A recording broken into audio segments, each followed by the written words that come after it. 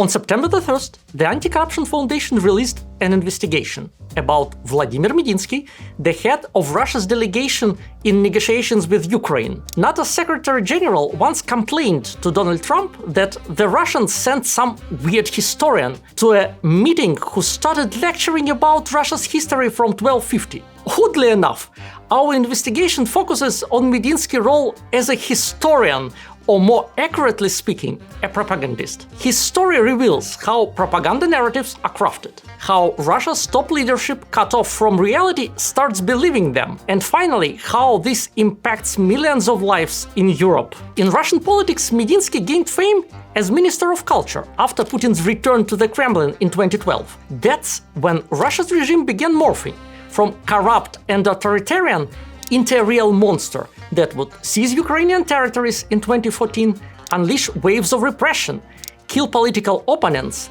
and finally start Europe's largest war. Medinsky's stance was clear: culture must serve the state and promote its preferred narratives. At the same time, Medinsky fed Putin convenient narratives rooted in a distorted, flawed, and amateurish view of history. His claim to historical expertise wasn't random. In mid-2011, Medinsky, then a political scientist, defended a doctoral dissertation on history, titled "Problems of Objectivity in Covering Russian History of the Second Half of the 15th to 17th Centuries." The main idea: the West has always slandered Russia.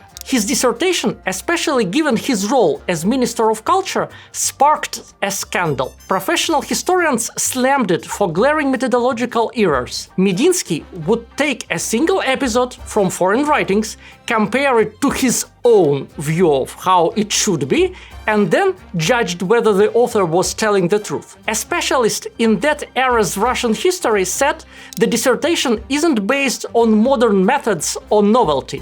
It's based on sheer ignorance of era's realities, socio-economic conditions, and Russia's foreign policy. Why does Medinsky's academic value matter? Just because these pseudo-historical narratives became the Putin's regime justification for dismissing accusations of repression, for example. After all, the West always slandered Russia. They justified meddling in Ukrainian politics and seizing its territories, claiming the West was trying to weaken Russia by tearing away its historically rightful lands. Most importantly, Putin loved these narratives. They allowed a deeply corrupt leader to feel righteous, as he was bitter over Ukraine's refusal in 2004 and 2014 to follow Russia's authoritarian path. They allowed an autocrat to believe his thirst for power wasn't about endless corrupt enrichment, but about uniting Russian lands, as history supposedly destined. This framing let him tell his people that sanctions, for example, weren't a call for global order, but part of the West's internal fight against Russia. No one, including Putin, wants to see themselves as a corrupt tyrant or murderer. It's far more pleasant to imagine oneself as a grand historical figure whose great deeds justify necessary evils. Such a mask is easy to wear and it sticks fast. People readily believe what's convenient and flattering. Putin enjoyed having someone like Medinsky posing as a professional historian, telling him he was great and that his grievances had historical weight. In a system with no free election, no free press, and protests crushed by security forces, there is no one to say what reality looks like. This explains much of Vladimir Medinsky's career.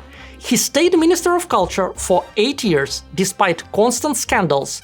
With state-backed oligarch support, he founded the Russian Military Historical Society to push the regime's version of the past. Even after leaving the ministry, he remained close to Putin as his aide. This shows how much Putin values someone who feeds him with pseudo-historical nonsense he craves to justify his actions. And it's no surprise that Putin's 2022 speech announcing the invasion of Ukraine was just a 30-minute pseudo-historical lecture. Nor is it shocking that Medinsky, with no military or diplomatic background, was sent to negotiate with Ukraine in 2022 and 2025. He is the best at articulating the Kremlin's view of the conflict, because he shaped the arguments in Putin's head. And it's also no surprise that Medinsky was tasked with writing Russia's official high school history textbook. Our investigation, released on September the 1st, when Russia's school year begins, digs into this.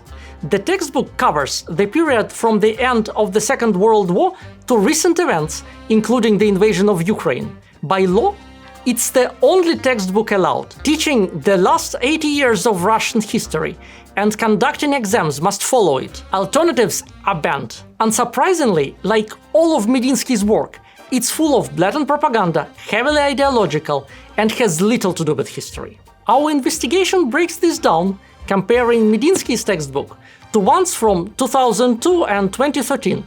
In short, it often reads like excerpts from Kremlin's propagandist speeches. It quotes Putin and teaches students his views on major events like the Soviet Union's collapse. It claims the West has always been hostile to Russia and tried to turn Ukraine into an anti-Russia after USSR's fall. It repeats Russia's most weird propaganda myths, like US biolabs in Ukraine creating weapons. The textbook glorifies those involved in the invasion of Ukraine. It's packed with the exaggerations, emotional rhetoric, and leading questions to frame events in a way that suits the current Russian regime. This is a textbook for school children, presenting itself as a balanced, objective account of history. There is no doubt Medinsky played a major role in starting the war, by crafting narratives and arguments to justify meddling in neighboring states up to military invasion. His textbook helps the state poison children's minds with hatred, fostering ideas of Russia's exceptionalism and its great leader. The future Medinsky is shaping is near. In less than a year, school children taught with this textbook will graduate. Some will prop up a totalitarian regime. Others will go to war to fight Ukrainian fascists they learned about in school. Another key part of our investigation shows that Putin's elite don't believe the truth they preach. Their ideology is a smokescreen of propaganda cliches and distorted history. Their real interest is money. We found that Medinsky and his family have assets worth nearly $75 million. Their origins are unexplained and fall under illegal enrichment. Some were legally stolen, effectively handed over by the state as a payment for his propaganda work. Medinsky's co-author, Anatoly Tarkunov, confirms the cynism of Putin's elite and their obsession with wealth. As head of one of Russia's top universities, Tarkunov backs every Putin's decision and action. By an amazing coincidence, his family has grown wealthy and regularly flies on private jets to families' luxurious residences in Spain. Such rectors, with their grey hair and lofty academic titles, are key ideological pillars of the regime. They landed their authority and keep students in line. Appointed by the state, they are extensions of its machine, loyally following its policies. In return, they get rewards, money, and the chance to hold their positions indefinitely. Shockingly, this layer of propagandists and Putin's supporters has largely escaped sanctions. Even Medinsky is only sanctioned in Canada and Australia. His co-author, Anatoly Tarkunov, enjoys vacations in Spain. Directors of Russia's largest, most ideologically driven universities, Viktor Sadovnichiy of Moscow State University and Nikolai Kropachev of St. Petersburg State University, are also not under sanctions. Don't be fooled. There is no academic freedom in Russia. These rectors aren't independent voices. They are well-paid propagandists and officials who already helped their patrons start the war and continue to poison their country's future. Vladimir Medinsky, his co-author Anatoly Tarkunov, and rectors Viktor Sadovnichiy and Nikolai Kropachev must face sanctions. Their unexplained wealth shows that sanctions would hit them hard and send a signal to others tempted to follow their path. Watch our investigation and subscribe to this channel, where we tell the truth about Putin's regime and our fight against it.